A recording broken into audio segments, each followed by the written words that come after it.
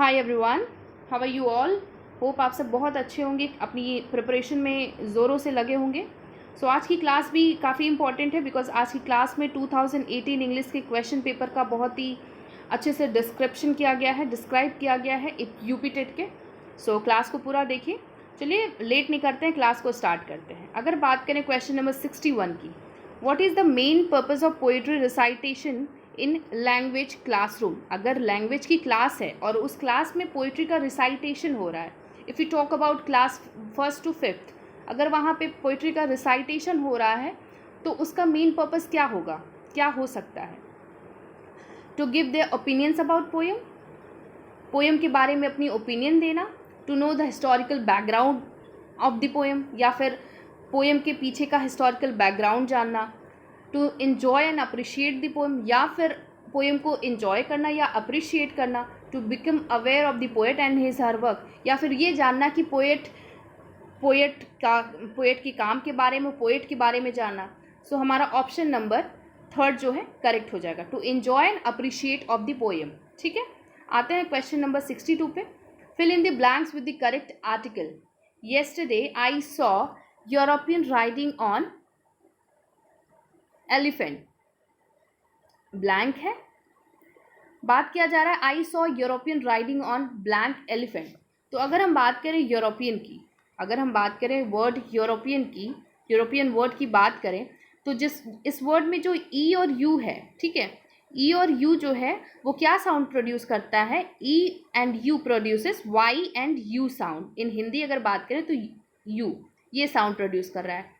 And if you talk about English why you, तो ये हमारा क्या है? कॉन्सोनेंट है। ठीक है, वाई जो है कॉन्सोनेंट है and this produces consonant sound. Consonant sound produce करता है। इसका मतलब कि जब कॉन्सोनेंट होता है उसके पहले क्या लग जाता है? ए लग जाता है।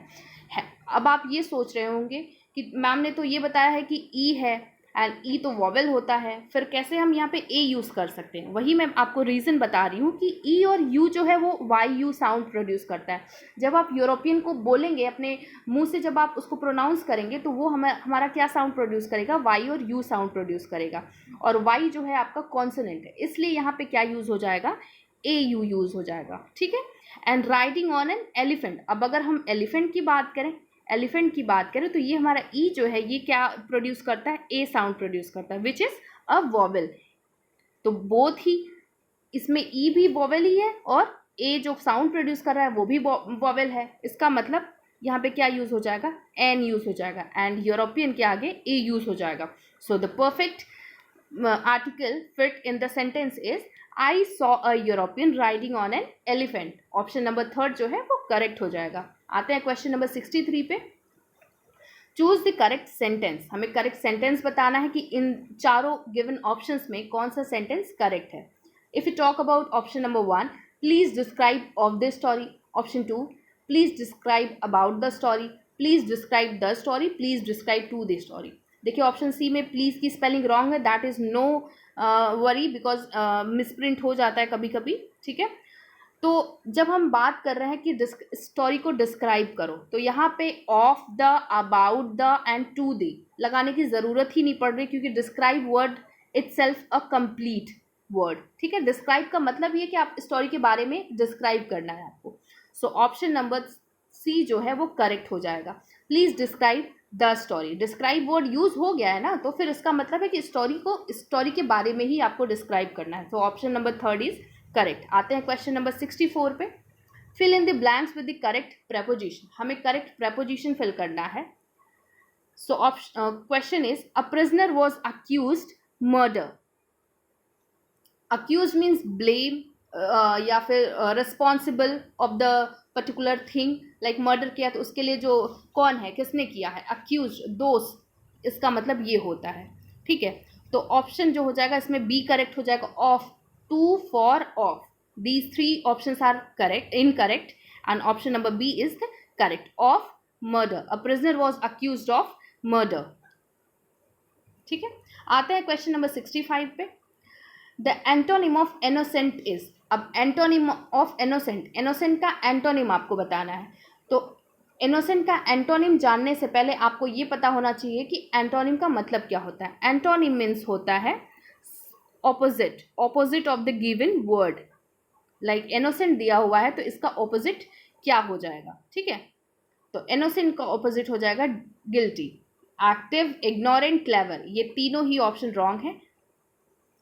Option number D is the correct one. आते हैं क्वेश्चन नंबर 66 पे, द सिनोनिम ऑफ सिग्निफिकेंट की। अब अगर हम सिनोनिम की बात करें तो सिनोनिम मीन्स होता है similar meaning which produces a similar meaning of the particular word. अब अगर आपको ट्रिक से लर्न करना है तो एस है सिनोनिम में, एस जो स्टार्टिंग का जो लेटर एस है वो उससे ही आप ट्रिक से लर्न कर लीजिए। सिनोनिम है, इसका मतलब ये सिमिलर मीनिंग प्रोड्यूस करता है। एंड अब उसका ऑपोजिट एंटोनिम आ गया तो एंटोनिम जो है वो ऑपोजिट मीनिंग प्रोड्यूस करता है। सो सिनोनिम ऑफ सिग्निफिकेंट का मतलब होता है इंपॉर्टेंट, तो इसका सिमिलर मीनिंग जो है ऑप्शन नंबर डी करेक्ट हो जाएगा। आते हैं क्वेश्चन नंबर 67 पे, which of the following words can be met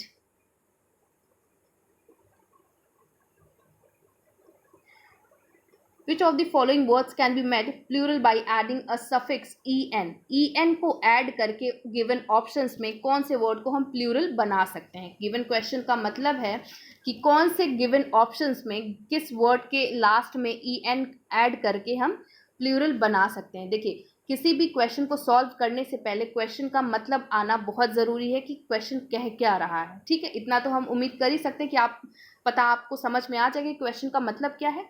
and suffix की बात करें तो सफिक्स जो है वो लास्ट में ऐड होता है, प्रीफिक्स जो है वो पहले वर्ड के पहले ऐड होता है एंड सफिक्स वर्ड के लास्ट में ऐड होता है।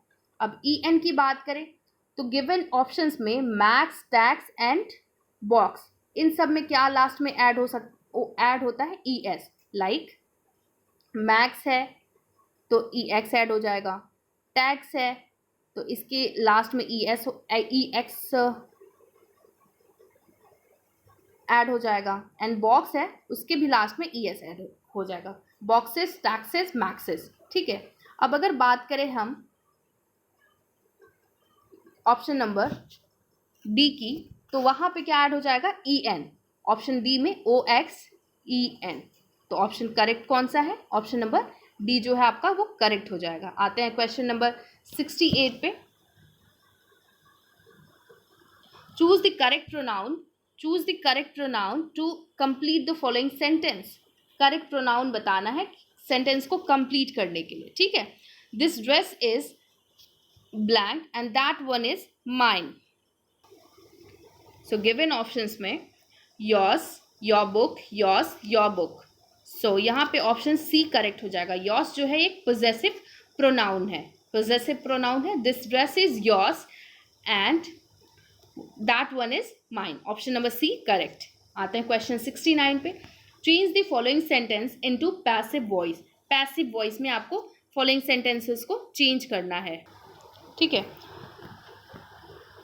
क्वेश्चन क्या है, कौन से सेंटेंस को आपको पैसिव वॉइस में चेंज करना है।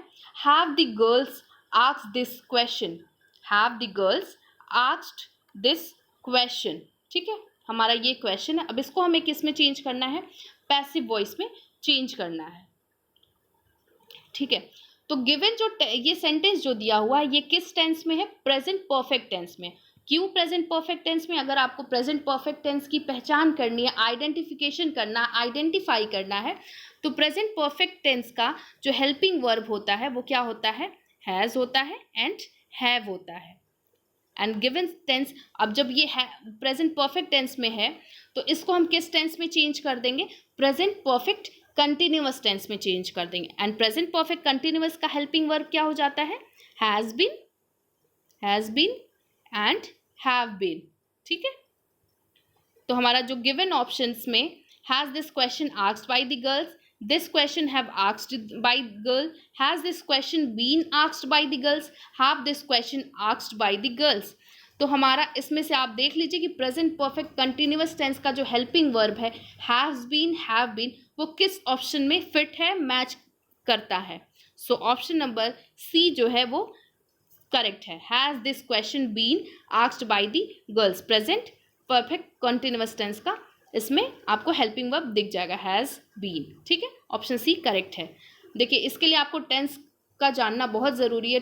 मैं टेंस की भी एक अलग क्लास दूंगी तो आपका टेंस भी क्लियर हो जाएगा।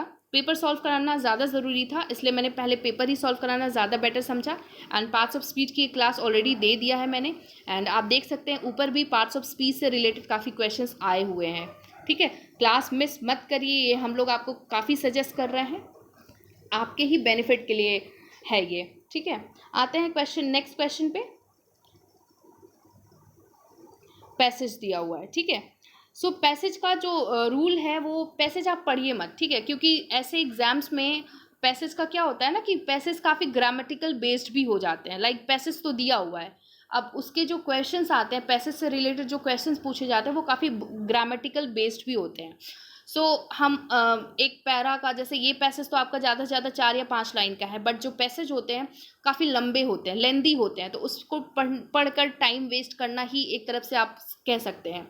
सो क्यों टाइम वेस्ट करें, हम डायरेक्ट क्वेश्चंस पे ही आ जाएं। क्वेश्चन पढ़िए, फिर अगर क्वेश्चन वो पैसेज से रिलेटेबल है तो पैसेज में एक बार जाके आप क्विक लुक दे दीजिए, एंड अगर नहीं है तो फिर सीधा क्वेश्चन को सॉल्व करिए। ठीक है, चलिए पैसेज को सॉल्व करते हैं। Which kind of noun is Gangapur. अब यहाँ पे गंगापुर की बात हो रही है कि गंगापुर जो है एक प्लेस का नाम है, वो कौन सा नाउन है, नाउन के टाइप्स में कौन सा नाउन है, मटीरियल है कि कलेक्टिव है या फिर कॉमन है या प्रॉपर है। ठीक है, हमको ये बताना है कि गंगापुर जो है वो कौन सा नाउन है। तो गंगापुर जो है आपका प्रॉपर नाउन है। क्यों प्रॉपर नाउन है, मैं ये भी आपको बताती हूँ क्यों प्रॉपर नाउन है गंगापुर। बिकॉज प्रॉपर नाउन जो है एक इंडिविजुअल पर्टिकुलर प्लेस या ऑर्गेनाइजेशन का नाम हो सकता है। ठीक है, इसलिए हम यहाँ पे प्रॉपर नाउन यूज करें। कॉमन नाउन का मतलब है एक होल कम्युनिटी आ जाती है उसके बीच में। होल कम्युनिटी मीन्स लाइक वहाँ पे हम एक पर्टिकुलर वर्ड यूज कर लेंगे, सिटीज़। अब सिटीज़ के अंदर बहुत सारे सिटीज़ के नेम आ जाएंगे, तो यहाँ पे ये जो सिटी है ये आपका क्या है, कॉमन नाउन है। बट प्रॉपर एक इंडिविजुअलिटी के लिए यूज होता है, इंडिविजुअल पर्सन के लिए, इंडिविजुअल पर्सन के नेम के लिए। अब पर्सन जो है, पर्सन एक इटसेल्फ जो वर्ड है, ये आपका क्या है, ये कॉमन नाउन है। ठीक है, अब प्रॉपर नाउन जो है एक उसका नाम, राम है, सीता है, गंगापुर है, न्यूयॉर्क है, इंडिया गेट है, ये सब किसके अंदर आ जाएंगे, ये प्रॉपर नाउन के अंदर आएंगे, क्योंकि ये इंडिविजुअल एक होल सिटी, ऑर्गेनाइजेशन या प्लेस का नाम है या फिर किसी पर्सन का नाम है। ठीक है, इसीलिए आपका ऑप्शन नंबर डी जो है वो करेक्ट हो जाएगा। आते हैं क्वेश्चन 71 पे।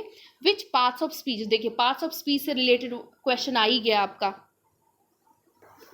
Which parts of speech is the word brave. अब इसमें आपको ये बताना है कि जो ब्रेव वर्ड है ये कौन सा पार्ट्स ऑफ स्पीच में आता है। ठीक है, ऑप्शंस आपके हैं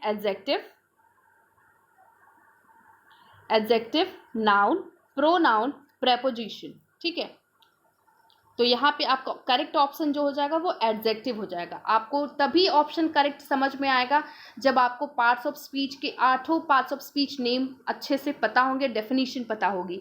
ठीक है, अब यहाँ पे एडजेक्टिव क्यों होगा, रीज़न मैं बता देती हूँ। मैं अब पार्ट्स ऑफ स्पीच अब यहाँ पे तो नहीं पढ़ाऊँगी, क्योंकि आपको क्लास ऑलरेडी मैंने दिया है। आप क्लास देखिए, नहीं समझ में आ रहा है फिर से देखिए, कमेंट करिए जो पार्ट आपको नहीं समझ में आ रहा है। अब यहाँ पे अगर ब्रेव की बात करें तो वो एडजेक्टिव इसलिए है क्योंकि ब्रेव एक नाउन के बारे में बात कर रहा है। देखिए जैसे हिंदी में अगर मैं इसको समझाऊं तो संज्ञा की विशेषता बताने वाले शब्द को विशेषण कहते हैं। ठीक है, एडजेक्टिव का मतलब होता है विशेषण।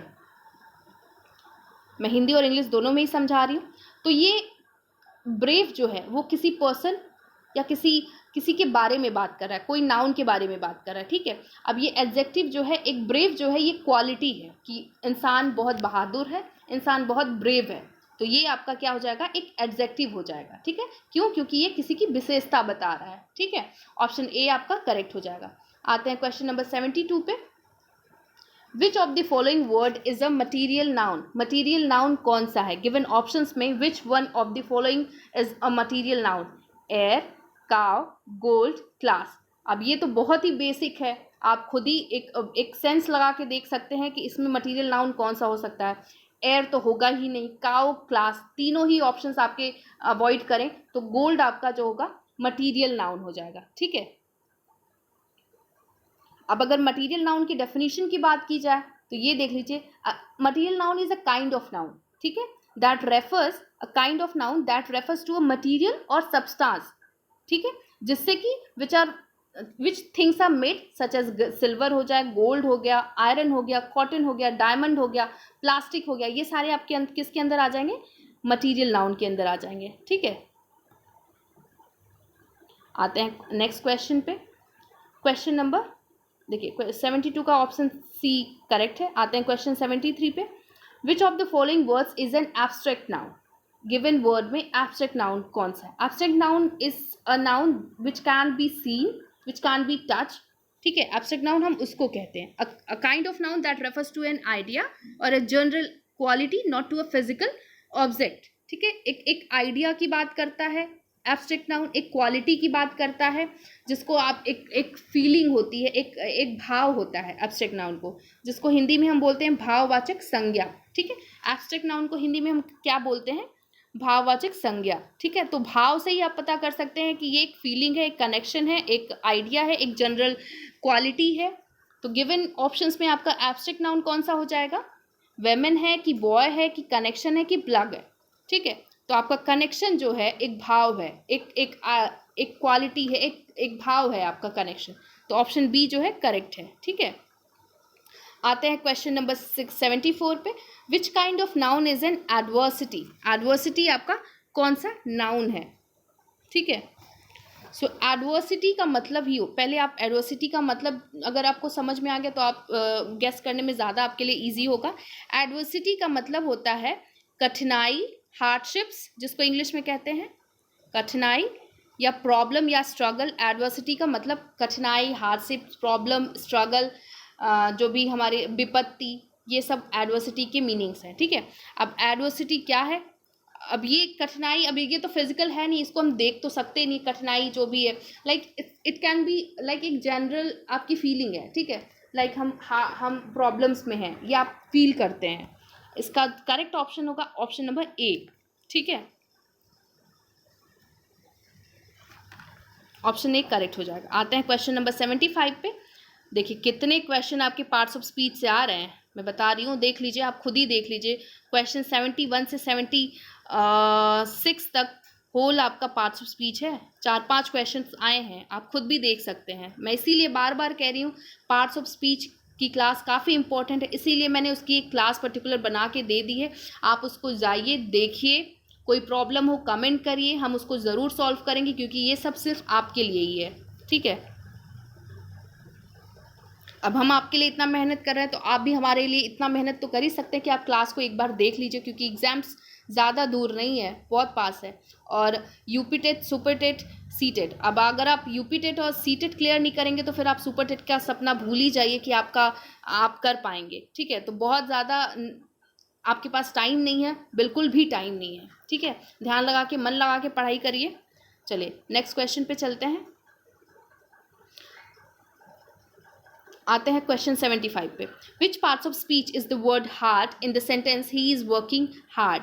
अब इसमें आपको ये बताना है कि जो हार्ड वर्ड है ये कौन से पार्ट्स ऑफ स्पीच के अंदर आता है। ठीक है, आप खुद भी आप अब इतने ऑप्शंस ऊपर के मैंने बता दिए कि आप खुद भी बता सकते हैं हार्ड जो है वो आपको कौन से ऑप्शन के अंदर आता है। सो मैं ही बता देती हूँ, हार्ड जो है वो एक आपका कौन सा करेक्ट आंसर है? हार्ड जो है एक एडवर्ब है, हार्ड जो है एडवर्ब है। ठीक है, आते हैं क्वेश्चन नंबर 76 पे। Which of the following sentence has a conjunction? Conjunction किस फॉलोइंग सेंटेंसेस में दिया हुआ है? कौन सा करेक्ट ऑप्शन है if you talk about conjunction? ठीक है, तो अगर हम कंजंक्शन की बात करें तो a conjunction is a word किस लिए यूज होता है? For joining other words, phrases और सेंटेंसेस, या फिर एक पर्टिकुलर वर्ड जो कि दो सेंटेंस या वर्ड या फ्रेजेस को ऐड करता है, दो सेंटेंस, फ्रेजेस या वर्ड्स को ऐड करता है, उसको हम बोलते हैं कंजंक्शन। अब गिवन ऑप्शंस में आप खुद भी देखिए कि कौन से ऑप्शंस में दो सेंटेंस हैं, दो वर्ड्स हैं जो कि एक कंजंक्शन उसको ऐड कर रहा है। ऑप्शन ए की बात करें, she is poor but she is by nature hospitable, she is awfully busy, I am nobody for you, my grandfather is not well. तो ऑप्शन नंबर ए में आपका कंजंक्शन दिख जाएगा बट इज द कंजंक्शन जो कि add किसको कर रहा है? दो सेंटेंसेस को ऐड कर रहा है। She is poor and she is by nature hospitable. तो इसको ऐड कौन कर रहा है, इसको ज्वाइन कौन कर रहा है, कंजंक्शन वर्ड बट, ठीक है। तो इसीलिए इसी रीजन से ऑप्शन ए आपका करेक्ट हो जाएगा। आते हैं क्वेश्चन 77 पे। Point out the sentences which is in present perfect tense. इसमें आपको ये बताना, मैंने अभी ऊपर ही बताया प्रेजेंट परफेक्ट टेंस का हेल्पिंग वर्ब क्या है। आपको ये बताना है कि कौन सा, उस सेंटेंस को पॉइंट आउट करिए जो कि किस में है, प्रेजेंट परफेक्ट टेंस में है, ठीक है। अगर हम प्रेजेंट परफेक्ट टेंस की बात करें तो उसका जो रूल होता है वो क्या होता है, सब्जेक्ट प्लस हैव हैज जो कि उसका हेल्पिंग वर्ब है, ठीक है, प्लस वर्ब का थर्ड फॉर्म होता है, ठीक है, प्लस ऑब्जेक्ट होता है। अब देख लीजिए, मैच कर लीजिए कि कौन से गिवन सेंटेंसेस में सब्जेक्ट दिया हुआ है, हैज़ हैव दिया हुआ है, प्लस वर्ब का थर्ड फॉर्म भी है, प्लस ऑब्जेक्ट भी है। तो अगर हम बात करें ऑप्शन नंबर डी की, I have finished my work, I have finished my work, जिसमें आई जो है आपका सब्जेक्ट हो गया, हैव जो हो गया आपका हेल्पिंग वर्ब हो गया, हैज़ हैव, फिनिश जो है आपका वर्ब का थर्ड फॉर्म हो गया, ईडी लगा ही है, माई वर्क, ठीक है। तो ऑप्शन नंबर डी जो है आपका करेक्ट है।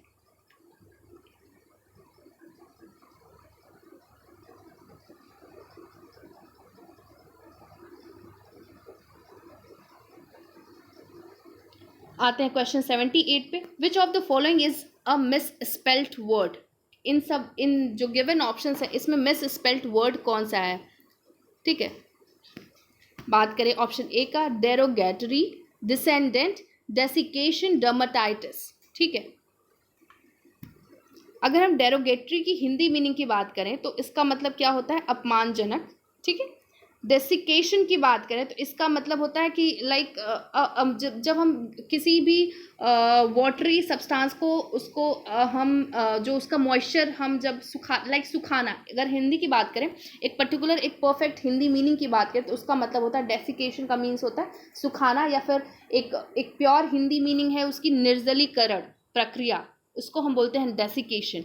डिसेंडेंट की बात करें तो उसका मतलब होता है आपका ऑफस्प्रिंग, चाइल्ड, या फिर हिंदी में बोलें तो वंशज, संतान, ये डिसेंडेंट का मतलब होता है। डर्माटाइटिस की बात करें तो स्किन का सॉलिन हो जाना, वो हम डर्माटाइटिस के अंदर आता है, ठीक है।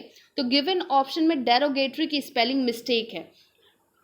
क्यों मिस्टेक है, डेरोगेटरी में TARY नहीं होता है, TORY होता है। उसकी करेक्ट मीनिंग है, क्या है डेरोगेटरी की correct spelling,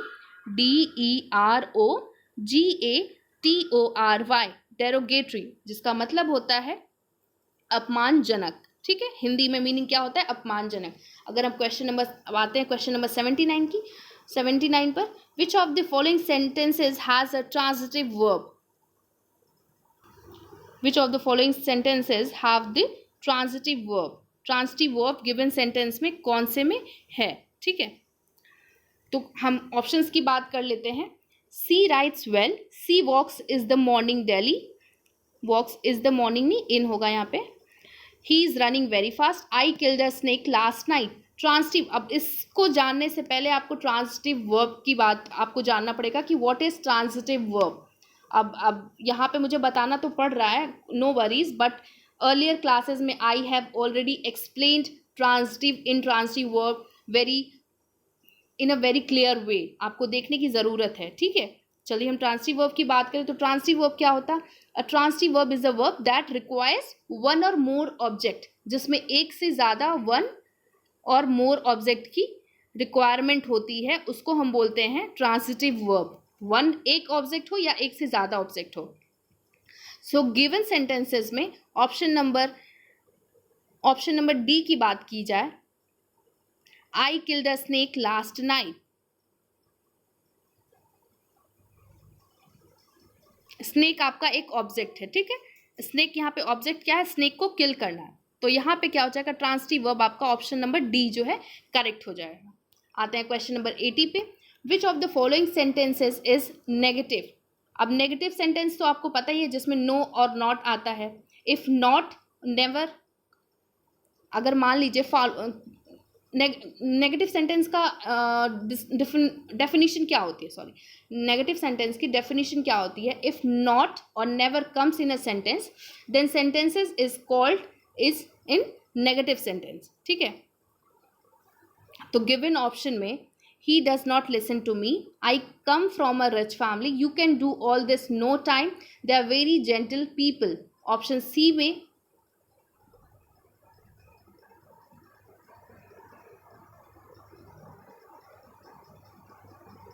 so given option A में जो आपका he does not listen to me, ये करेक्ट हो जाएगा नेगेटिव सेंटेंस, ठीक है, ऑप्शन ए। अब आप बात बोलेंगे ऑप्शन सी में भी तो नो लगा हुआ है, बट ये इम्परफेक्ट है, सेंटेंस का मीनिंग सही नहीं है, नो टाइम।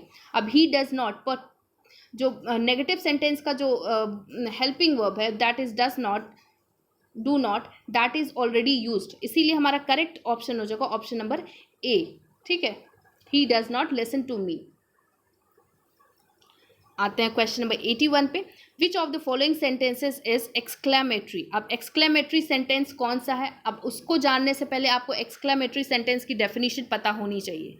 सो एक्सक्लेमेटरी सेंटेंस किसको कहते हैं, द टाइप ऑफ सेंटेंस जो कि डील करता है, किससे डील करता है, एक्सक्लेमेशन से डील करता है, एंड अ स्टेटमेंट जो कि क्या कन्वे करता है, एक्साइटमेंट और emotion abruptly, like sentence, a type of sentence which conveys an excitement, जो कि आपका जॉय, एक्साइटमेंट, आपका जब आप कुछ भी बोलो तो उसमें लाइक वाव हो गया, like a type of sentence which conveys an excitement.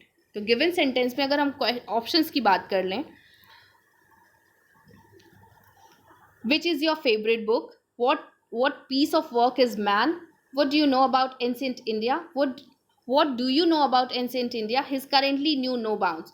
तो गिवन ऑप्शंस में option A, option C, D, इन तीनों ऑप्शंस में आपका क्वेश्चन एंड सिंपल सेंटेंस दिया हुआ है, बट अगर हम बात करें ऑप्शन नंबर बी की, what piece of work is ban, like ये सेंटेंस जो है आपका एक्साइटमेंट कन्वे कर रहा है, ठीक है, तो ऑप्शन बी आपका करेक्ट हो जाएगा। आते हैं क्वेश्चन नंबर 82 पे, point out the complex sentence, हमें कॉम्प्लेक्स सेंटेंस के बारे में बताना है, कौन सा सेंटेंस कॉम्प्लेक्स सेंटेंस है। सो अगर हम कॉम्प्लेक्स सेंटेंस की बात करें तो कॉम्प्लेक्स सेंटेंस में आपका क्या होता है, एक से ज़्यादा one has one two or more sentence combined one to another, एक से ज़्यादा सेंटेंस होते हैं कॉम्प्लेक्स सेंटेंस में, एंड या फिर इसमें एक से ज़्यादा ट्रांजिटिव वर्ब होते हैं, ठीक है। तो अगर हम ऑप्शन डी की बात करें तो यहाँ पे हमारा एक से ज़्यादा हम ट्रांजिटिव वर्ब देख सकते हैं, सेंटेंस देख सकते हैं। One who does not love one's country is a waste person, option D आपका करेक्ट हो जाएगा। Now coming to the question number 83, which of the following words is plural, plural words कौन है, goat, fox, dog, mice। तो जो individuality like goat, fox, dog itself a singular word, but mice जो है rats की whole community को बोलते हैं, rats की whole community mice के अंडर में आती है, so mice इसलिए आपका क्या हो जाएगा, प्लूरल हो जाएगा, ठीक है, ऑप्शन डी आपका करेक्ट है।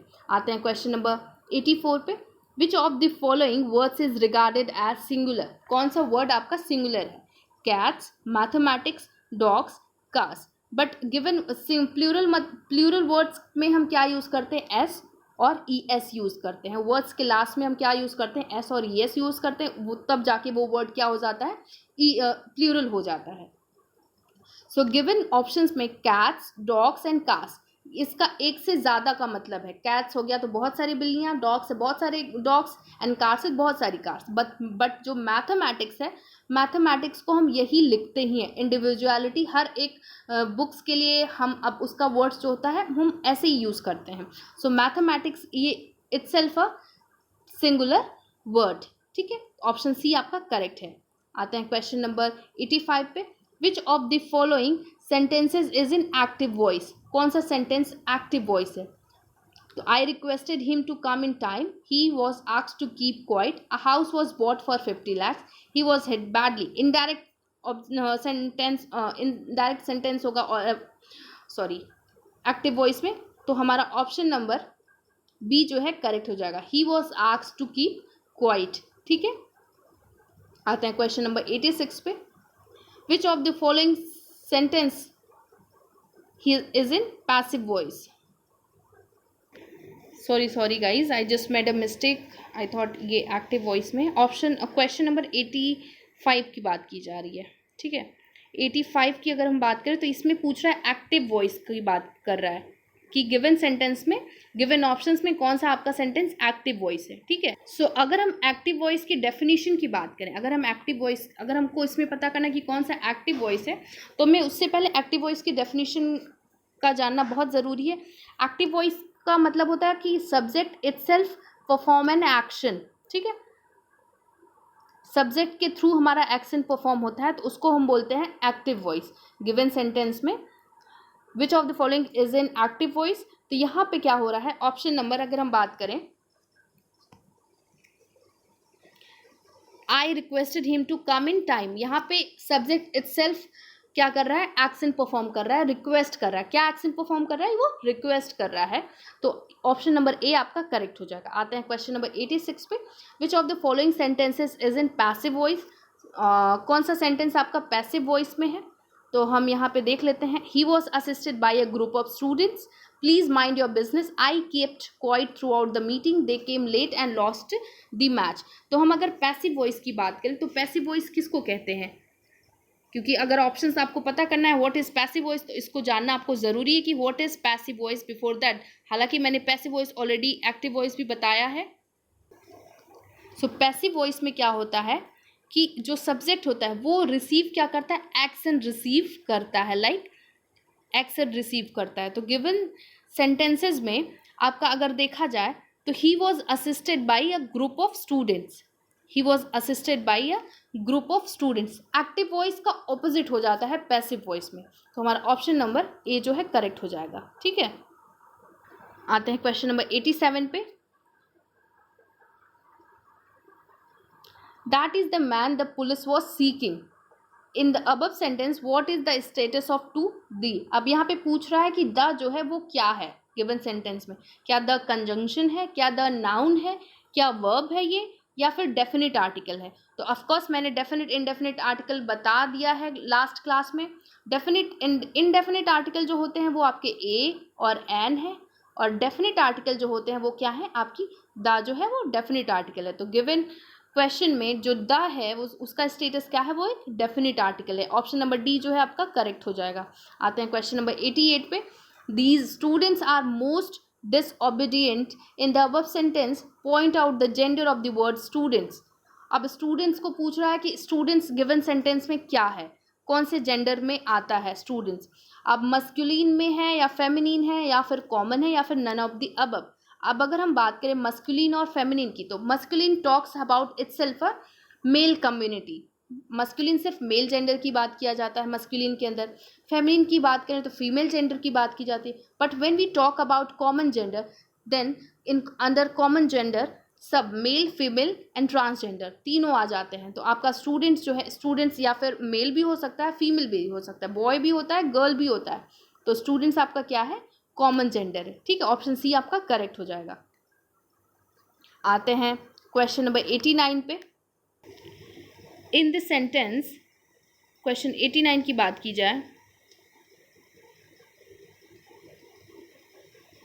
इन this sentence he was going along the road, point out the tense. अब आपका इसमें पूछ रहा है कि he was going along the road, कौन सा टेंस है, पास्ट कंटिन्यूअस है, प्रेजेंट परफेक्ट है, पास्ट परफेक्ट है, या फिर फ्यूचर इंडेफिनिट है। तो गिवन ऑप्शन में आपका जो ये क्वेश्चन है ये क्या है, पास्ट कंटिन्यूअस टेंस है। क्यों पास्ट कंटिन्यूअस टेंस है, क्योंकि जो रूल होता है, आपको देखिए टेंसेस के रूल पता होने चाहिए तभी आप आइडेंटिफाई कर पाएंगे, ठीक है। तो पास्ट कंटिन्यूअस टेंस का आपका जो हेल्पिंग वर्ब है या फिर उसका जो रूल है वो क्या है, subject plus was and were plus verb का first form plus ING and plus object, ठीक है। तो अब हम अगर इस सेंटेंस की, इस क्वेश्चन की बात करें, इस सेंटेंस की बात करें, ही was going along the road, तो इसमें आपको देखिए, आप इसमें से रूल जो है पास्ट कंटिन्यूअस क्यों है, ये इसका ऑप्शन करेक्ट, क्योंकि जो इसका रूल है वॉज भी दिया हुआ है, subject he was also already given, verb का फर्स्ट फॉर्म दिया हुआ ही है, GO गो, वर्ड का फर्स्ट फॉर्म है, ING यूज हो ही रहा है, एंड अलॉन्ग द रोड आपका ऑब्जेक्ट हो गया। तो आपका past continuous tense correct answer हो जाएगा, ठीक है। आते हैं क्वेश्चन नंबर 90 पे, language learning starts from, language learning कहाँ से स्टार्ट होती है? अगर हम इन्फेंट, एक चाइल्ड की बात करें तो लैंग्वेज लर्निंग कहाँ से स्टार्ट होती है? ऑलवेज लिसनिंग से, लिसनिंग से स्टार्ट होती है। पहले बच्चा सुनता है, उसके बाद आगे के स्टेप्स परफॉर्म करता है, सुनता है, फिर बोलता है, फिर रीडिंग करता है, फिर लिखता है, ऑल कम्स इन सीक्वेंस। तो पहले आपका ऑप्शन इसमें कौन सा करेक्ट हो जाएगा? आपका ऑप्शन सी जो है, ऑप्शन ए करेक्ट हो जाएगा, लिसनिंग, सॉरी, ऑप्शन ए जो आपका हो जाएगा वो करेक्ट हो जाएगा। Language learning starts from listening. When child listen words he assume the proper name of particular thing, उसके बाद आपका लर्निंग स्टार्ट होती है। तो पहला क्या है? लिसनिंग है, ठीक है, ऑप्शन नंबर ए जो है करेक्ट हो जाएगा। ठीक है, तो आज की क्लास में हम इतना ही रखते हैं। एंड क्लास काफ़ी इंपॉर्टेंट थी, आप एक एक क्वेश्चंस को देख लीजिए, कितने ध्यान से मैंने बताया है, और स्किप ना करिए। एंड क्लास रेगुलर आप रहिए, हम रेगुलर वीडियो दे रहे हैं, रेगुलर क्लास प्रोवाइड कर रहे हैं, तो आप भी रेगुलर रहिए, सेशन को अटेंड करिए। एंड जो भी प्रॉब्लम हो रहा है, डाउट हो रहा है, तो आप कमेंट सेक्शन में कमेंट करके बताइए। And yes, we are doing lot of struggle for you guys, तो आप सेशन को लाइक ज़रूर करिए। और ठीक है, अपना ध्यान रखिए, पढ़ाई करते रहिए। मिलते हैं नेक्स्ट वीडियो में, बाय बाय।